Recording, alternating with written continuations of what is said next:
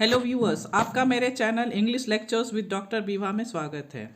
Viewers, ये video सभी English literature के स्टूडेंट्स के लिए है तथा पर्टिकुलरली यह वीडियो BBM.K.U एंड BV.U के कॉलेजों के में इंग्लिश कोर्स सेम 5 को DSC 1 स्टडी ऑफ शेक्सपियर को कवर करता है। यह वीडियो आपका हेल्प एग्ज़ाम और कंपटीशन में भी कर सकता है, इसलिए यह वीडियो आप पूरा देखें तथा यदि वीडियो अच्छा लगे तो लाइक, शेयर और सब्सक्राइब कर लें तथा बेल के आइकन को ज़रूर दबाएं ताकि न्यू वीडियो अपलोड होने का नोटिफिकेशन मिल सके। व्यूअर्स, यदि आप ऐसा करते हैं तो नेक्स्ट वीडियो बनाने का मोटिवेशन मिलेगा। चलिए अब यह वीडियो शुरू करते हैं। व्यूअर्स, आज का टॉपिक है features of Shakespearean tragedy.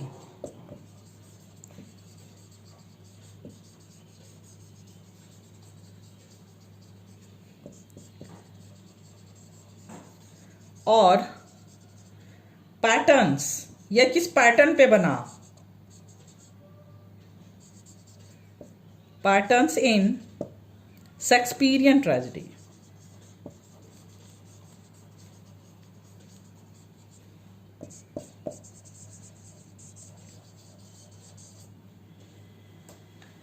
Before we try to find out the salient feature, it is better to make a brief survey of tragedies of Shakespeare। सबसे पहले हम ब्रीफ सर्वे करते हैं शेक्सपियरियन ट्रेजेडी पर कि वह पहले किसके बेसिस पे बनता था। In his earlier tragedies, Shakespeare depended on the established literary conventions of medieval tragedy of fortune or Senecan type of bloody melodrama। Earlier tragedy जो उनका था वह डिपेंड था मेडाइवल ट्रेजेडी ऑफ फॉर्चून पर या फिर Senecan type of bloody melodrama पर। Titus Andronicus is based on Senecan model and is nothing but a crude drama of vengeance and bloodshed. In Richard two, by the end of the play, Richard two attain some kind of stature as a tragic hero, and in relative terms Shakespeare's tragedy is better than Marlowe's Edward II based on similar theme. In Richard III, the Hunchback is the figure of a man turned villain due to cruelty of fate. The rise and fall of his villainy is portrayed with quite a serious, tragic intensity, yet it pales before the other great tragedies. अब Romeo और Juliet की बात करते हैं। Romeo and Juliet is a step further, and tragedy becomes wide in its appeal and approach, but yet does not touch the height of tragic feelings because the tragedy ensues from the incident rather than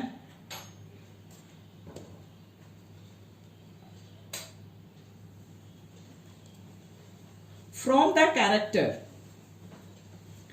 The whole play is a string of bad luck, delayed messages, misunderstood purposes, and final unfortunate hasty passion which remains essentially immature. The death of the two adolescents does not raise same kind of feelings of a sense of waste as in case of Antony and Cleopatra later. Now, अब Julius Caesar की बात करते हैं तो Julius Caesar is a comparatively better tragedy.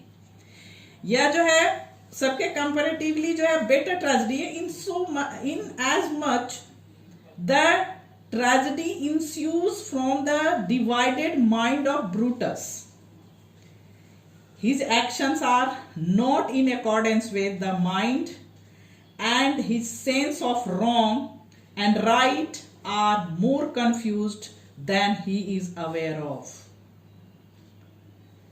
Now, अब हम बात करें ओथेलो की, तो in Othello 2 we find two noble and ideal lovers being thrown asunder by the malign motive of a villain of course here.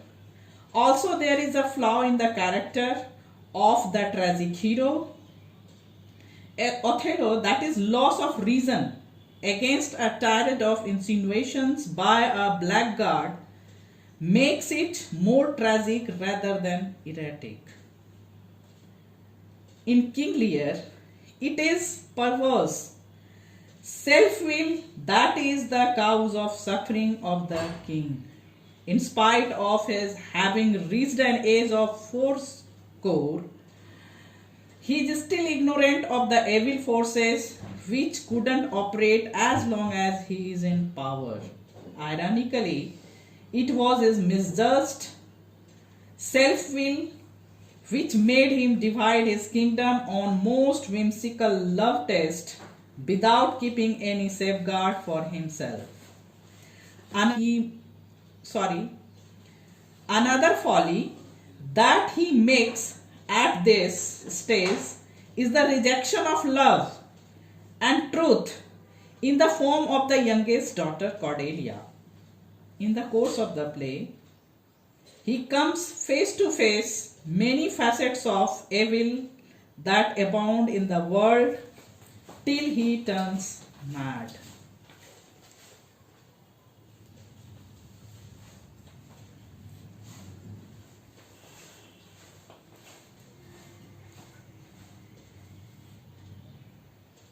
But when the malignant nature has spent its fury in pouring all kinds of tortures on the white head of the old beaten king, the benignant aspect awakens to take an account of the evil forces who once again are trapped in their own sin, while the goodness too has to make sacrifice in the form of Cordelia. One of the most cruel deaths in Shakespearean's canon, which made many a critic change the end, especially in the sensitive age of post-restoration drama. So far as features is concerned, first feature comes the tragic hero.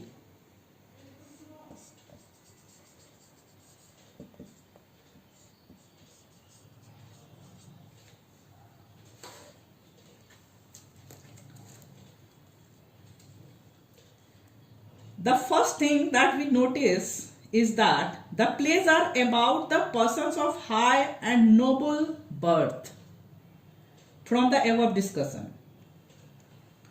In some cases, even if the personality of the protagonist does not command respect, but it is his title that does so.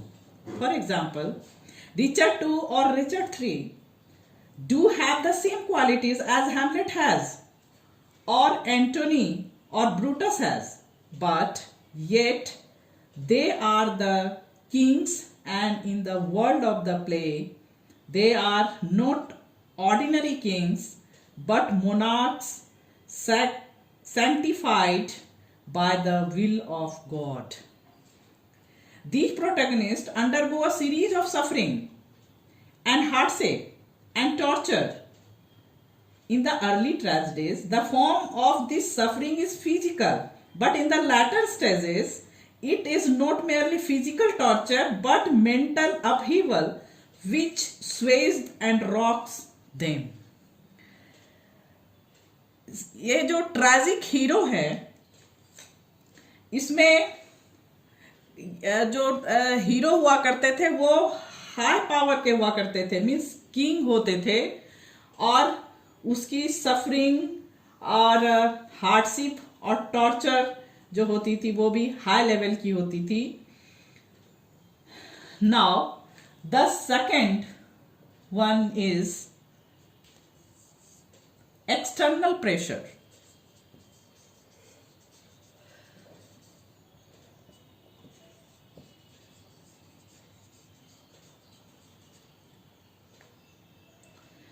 In the early tragedies, the causes of this suffering are external and not related to the sufferers. Thing happens to the hero instead of is doing anything. और ये सारा चीज जो things होता था वह heroes के साथ ही होता था, और हीरो जो होता था रॉयल होता था। Sometimes even this causes are accidental and even superfluous. यह कभी कभी एक्सीडेंटल भी होता था, कभी सुपरफ्लुअस भी होता था। But in the more mature and great tragedies the causes are directly related to the character of the hero. The reason is that in the early plays, Shakespeare was influenced by medieval views of tragedy, in which wheel of fortune turned blindly, bringing in its train total and abrupt reversal of fortune, which took the hero unawares while he tries to stand bravely to face it. उसका drama इस That is why fortune was called the blind fortune, and sometimes even compared to an old blind witch spinning her wheel. After following these beliefs in his early tragedies, to some extent he rises above these time-worn techniques. और यह as जो था humanism का भी age था. This age was the age of humanism. That is, अब humanism क्या, the man was the most important being, जहां की मैन को ज्यादा इंपॉर्टेंस दिया जाता है. In his later tragedies therefore the causes of tragedy arise directly out of the action of the hero. अब जो है नेक्स्ट प्ले में क्या होने लगा, डायरेक्टली उसके अपने कारण से जो है उसको ये होने लगा, उसको ट्रेजेडी मिलने लगा. उसका वह रीजन खुद ही था. This also added to the exaltation of the figure of the hero, because he is not a mere passive recipient of the vagaries of fortune, but is responsible even for his own destruction. Now, third one is tragic flaw.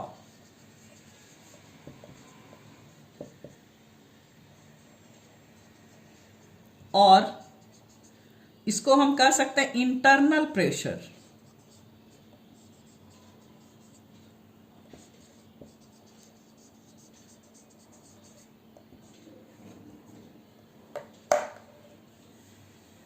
The procrastination and delay in a fundamental trait of his character, on which the action of the whole play is based. On one critic humorously remarked, "No delay, no play." It is only conjectural to think what would have happened in other circumstances, but as it is, the play could have ended before it really began. If Hamlet had carried his fury on hearing the ghost story to execution, there would have been no play as Hamlet. Or in any case, the play could have definitely come to an end in the much debated controversial prayer scene. But Hamlet's character stopped him from killing a man in the prayer, thinking that this would take the wrongdoer to the heaven while his own father is still suffering in hell. Some critics even go to the extent of saying that this was only one of the pretenses that Hamlet puts forward to escape the final catastrophe. Even in Antony and Cleopatra, the queen could have easily escaped death if she had enticed Antony in her charms, which were still potent enough, or if she had allowed Dolabella to make his way in her affection.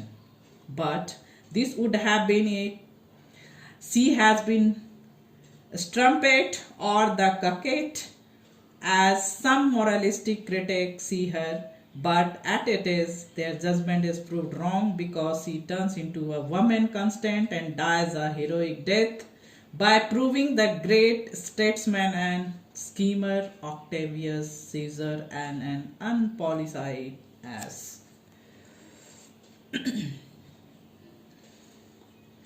Now fourth one,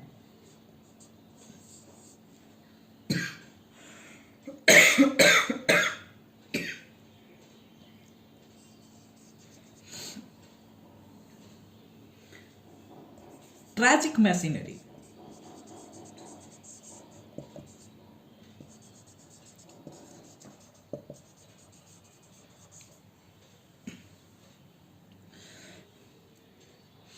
Even Shakespearean tragedy introduces certain factors that heightens the tragic intensity and quickens its pace.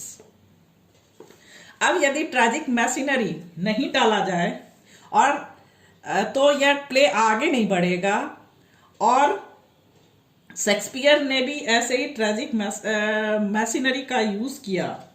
The first among them is the presence and operation of a malignant fate.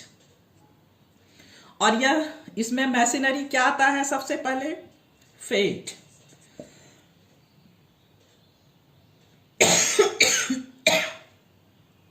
Sorry.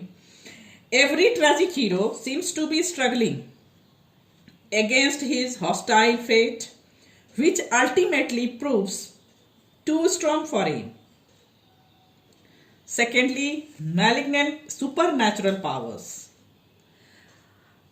Supernatural powers.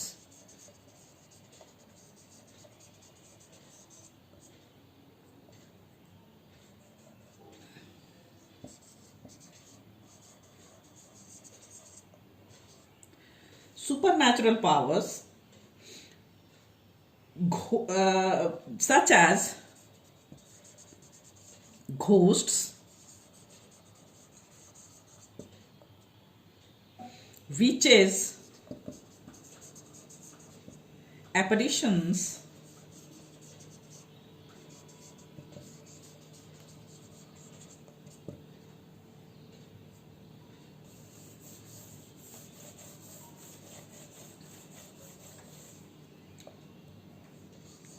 omen and superstitions,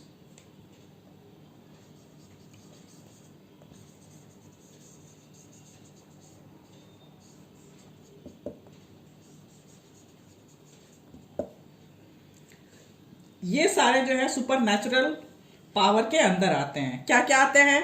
ghost, witches, apparitions, omen and superstitions operate in a very subtle way in pushing the hero on the path of hell and bloodshed.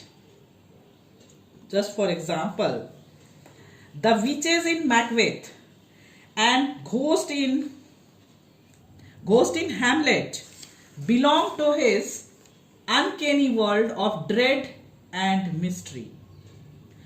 The wild forces of nature such as tempests, rain, hailstones, earthquakes and meteors play their role in creating and intensifying the tragic atmosphere.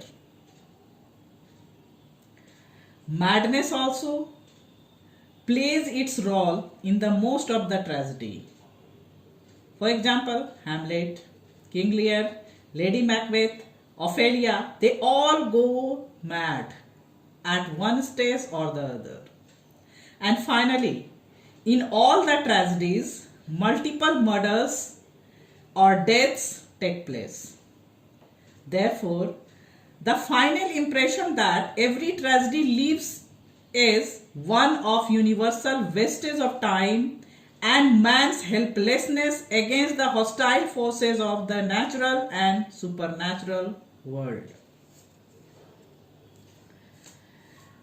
अब इसका मतलब होता है supernatural के बिना, supernatural elements जो है जिसमें वीच है, घोस्ट है, ये सभी जो आते हैं ये जो है प्ले को क्या करते हैं? आगे बढ़ाते हैं. जैसे आप मैकबेथ को लीजिए तो वीचेस जो है फर्स्ट शुरुआत में ही आती है और वह उसके गलत प्रोफेसी से जो है मैकबेथ एम्बिशियस ज्यादा हो जाता है और वह अपने डाउनफॉल का कारण होता है.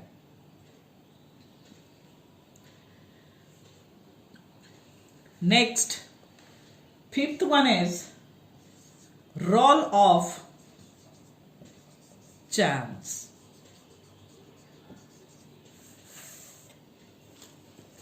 At the same time, there is the role of chance that affects the life of the protagonist. Some people think that The introducing the elements of chance is to manipulate the action of the play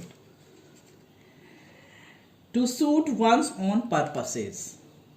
But that is not correct, because chance or accident is as much of a real life as any normal happenings. Chance भी जो है एक real life की तरह होता है, जो कि हमारे लाइफ में भी जो है चांस एक्सीडेंट होते रहते हैं, और यह भी रियल लाइफ लाइक है. But where Shakespeare has proved superior to many other playwrights is that he keeps the role of chance within the probable limits. और वह चांस को एक probable limits के अंदर ही वो डालते थे.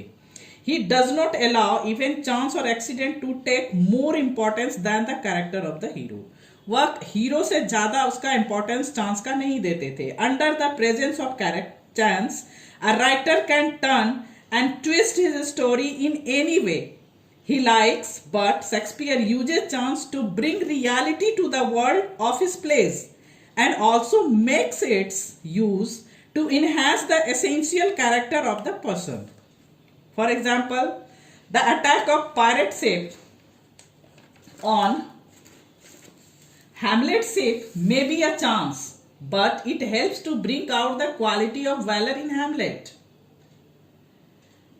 At the point of the play at which this incident occurs, the picture of Hamlet before us is that of a slow-moving, overbrooding, procrastination type who cannot take a quick decision.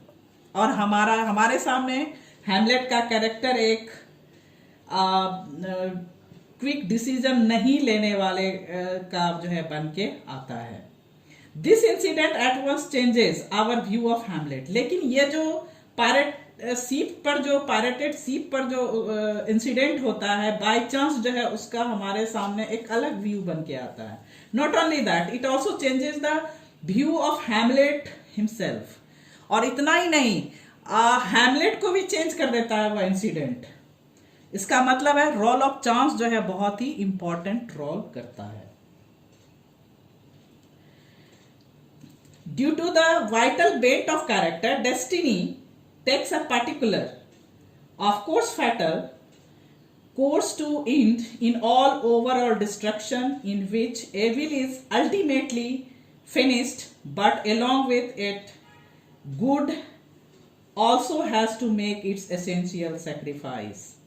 Thus, the force of destiny, thus not so prominent in the beginning, makes itself felt soon after the tragic hero has committed a blunder, and from that moment the character is balanced by an inscrutable power and followed by a dogging star.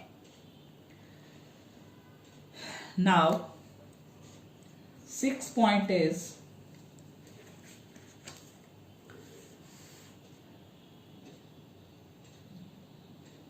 pity and fear.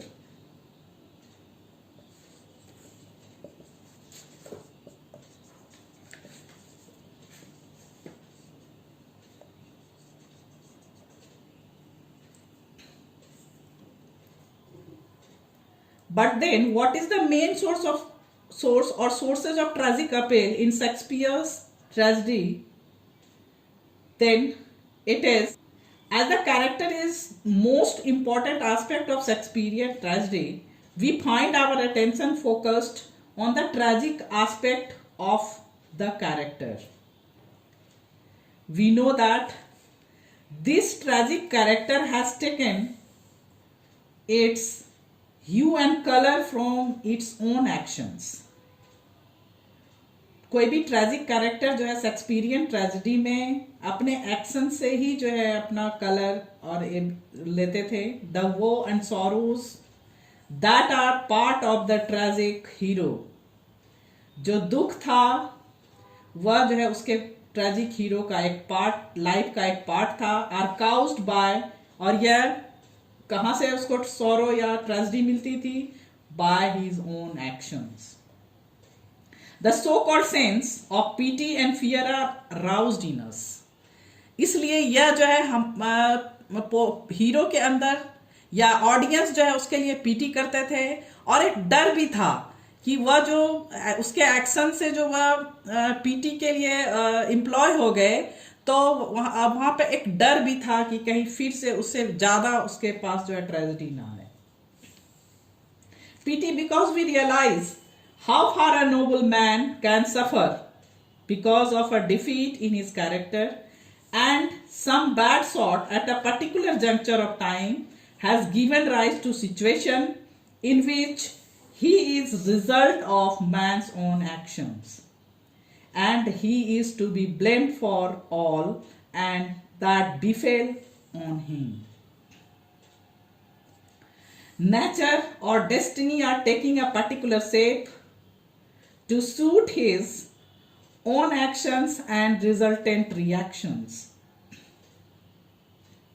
But what is more important is that even in the case of evil characters, that is, whose agent of apathy and malevolence, who have become active to frustrate the hero, also deserve our attention.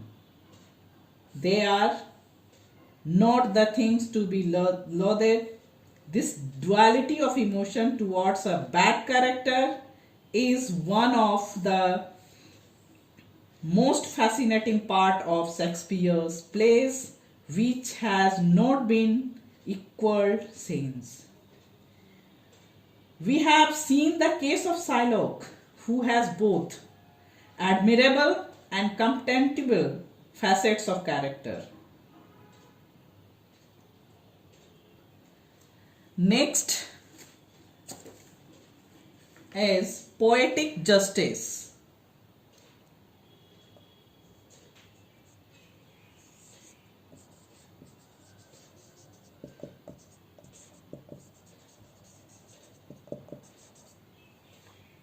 In the region of poetic justice, where virtue is rewarded and vice is punished, Shakespeare has his own laws, which are the laws of living world and not of a theory. In Shakespeare's tragedies, we find that it is not only the evil and vice that is punished and brought to hell, but along with it, the good and virtuous has to suffer. This is the difference between the thinker and the dreamer. The latter would visualize the ultimate end of evil and virtue surviving and living happily even after. But a thinker knows that once the evil is afoot, it will also take in its train goodness too. In this respect, poetry attempts to improve upon the truth in that way, so far it abandons the truth and is false to itself. The greatness of the poet depends upon being true to nature without insisting that nature should theorize with him.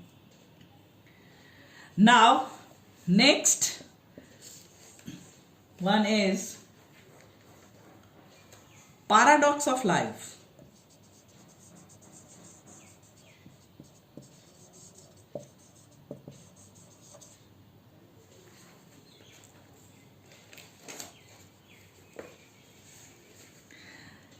Tragic art is dramatic when it presents the true facts of life. The criterion of art is realism. It is more enduring and everlasting if it approaches reality. It can inspire if it is based upon the practical experiences of life.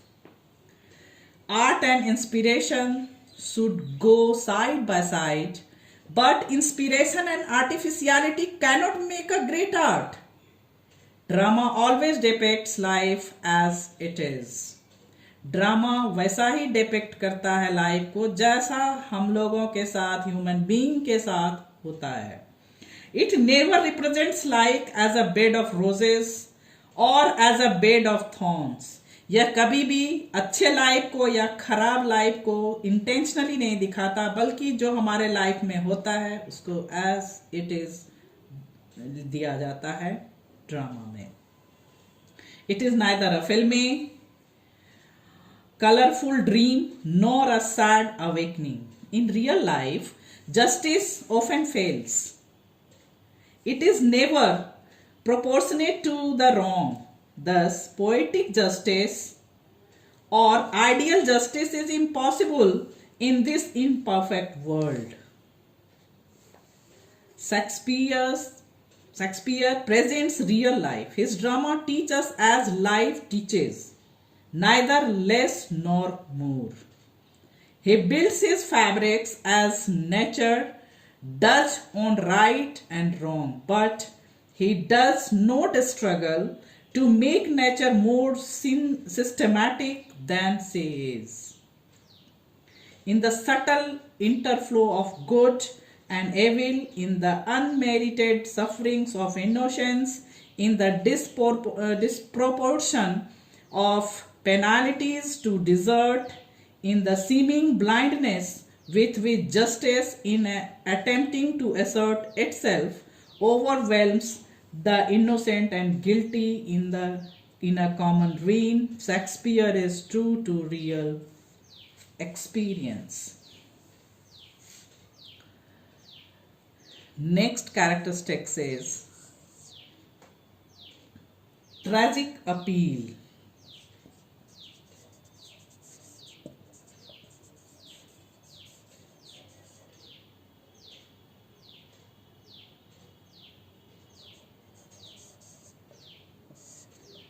Or tragic waste.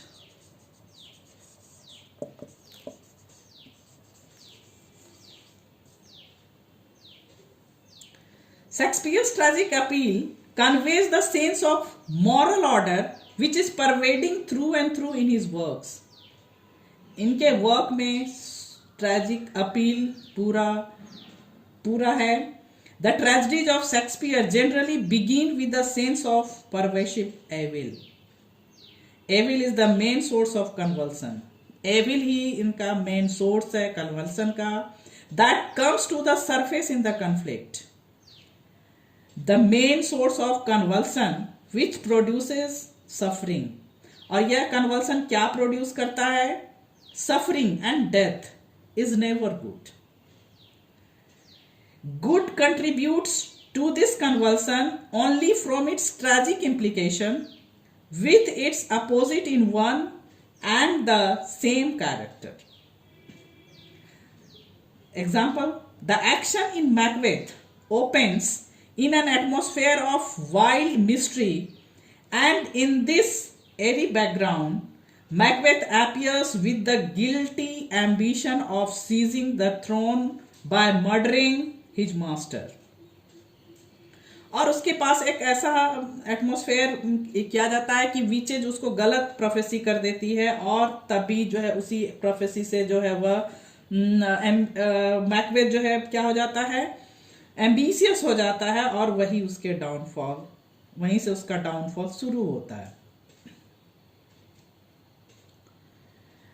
Again, Iago, the most terrible genius of evil, sets the ball rolling in Othello. In Hamlet, this plain moral evil is not obviously the prime source within the play. It lies at the back of it. Evil can also be discerned in the hero, but in this sense, it has a very wide significance. It strikes as a very eccentric and peculiar tragic trait. Next one is moral vision.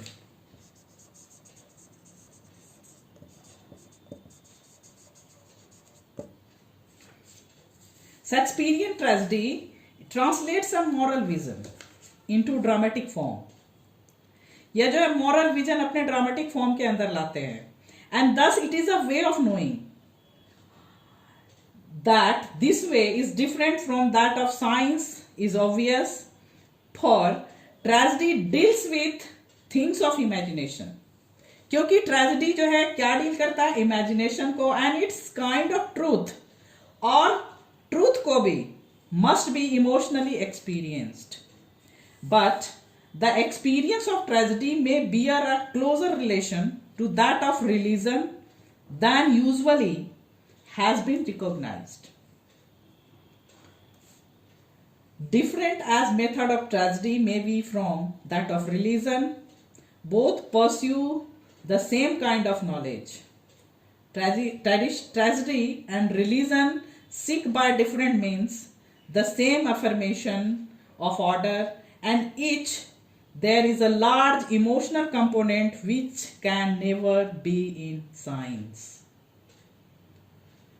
Tragedy must impose upon the raw material of human experience a pattern in which the relation of human suffering to human joy becomes apparent, and out of this must come to feeling of reconciliation with which every one of Shakespeare's tragedies ends, and which critics of the most divergent views have recognized.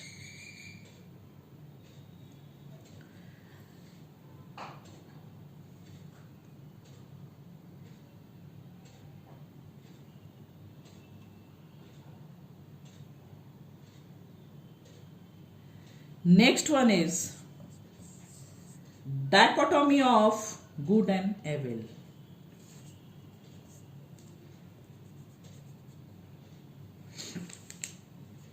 When we recognize the affinity of tragedy to the religious experience, we see why a cardinal element in the tragedy of Christian Renaissance is the possibility of man's redemption and from evil.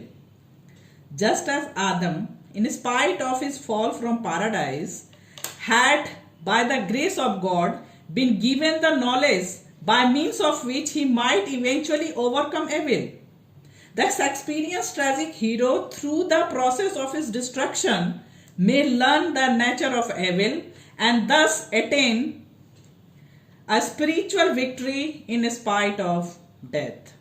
This does not mean that all of Shakespeare's tragic heroes attain salvation, for they do not, and it is not necessary that they should.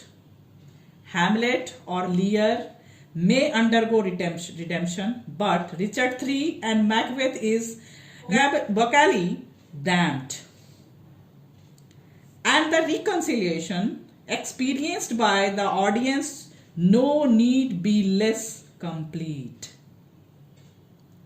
Tragedy is a social art form, and reconciliation must take place within the audience, not within the actors. The damnation of Macbeth, no less than the salvation of Lear, may serve to affirm the feeling of moral order in a purposive universe upon which tragic reconciliation depends. Now, we can summarize this. Shakespearean tragedies were apprehended through the whole of his salient nature. They were not merely ideas, they endeavored to translate that experience into the destructive, discursive idioms. From the preceding discussion, it is apparent that Shakespearean tragedy is profoundly spiritual, and nevertheless it is all religious. In Shakespeare, there is no hard and fast dichotomy between body and soul. He appeals to find the spirit of man as the characteristics functioning of the complex organism of flesh, blood, nerve, heart and brain, as in each man it manifests itself distinctively through a form of conduct, which is the outcome of that particular man's instinct, passion, reason and will. Our own view is that there is no fundamental contradiction between the Shakespeare of the comedies and the Shakespeare of the tragedies. In the tragedies, of course, one participates in the unalterable sorrows of mortal existence. They are felt to as mere bitter and prevalent than hitherto they had seemed, and escape from them appears less likely than an easier optimism had perceived. for tragedy comes on man not only mainly through evil and sin. It relentlessly pursues the virtuous minded, and often they seem to fall to the unforeseen outcome of their good intentions. Now it is over. ये थे features of Shakespearean tragedy.